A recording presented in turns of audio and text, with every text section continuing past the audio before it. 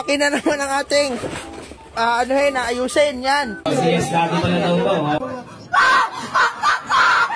At ayun mga boss, part 3 na tayo. Okay. Makina naman ang ating ayusin yan. Kabaklas na. Ayan. So dadalhin natin to sa San Isidro mga boss para ma-overhaul at makondisyon ang makina. Din natin siyempre isasakay sa ating munting tricycle. Ayan mga boss, si Boss Val. Sasamahan tayo. Tara na.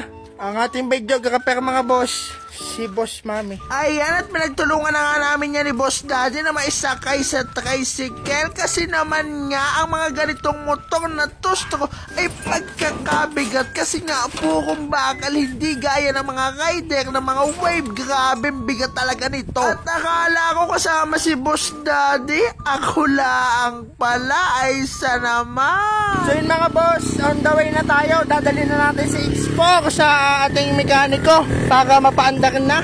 Habang inihintay natin yung pinapakipaint natin kay Kuya Pax, eh di naayos naman tong engine natin at nang magamit na nang mabilis matapos ay siya. Tara, tingnan nyo naman daan din eh. Pag sa pangit naman mga boss, ang daan din sa amin ay siya nawawalwal ako sa X4. Sa wakas, nandito na tayo mga bossing sa San Isidro sa ating paggagawa ng makina din kay alias Nene. Makasigan mga boss ang apelyedo. Dito lang yan, malapit sa may bulaluan ni Doc. Ay siya, papaano? Hanggang dito na lang uli. Love you!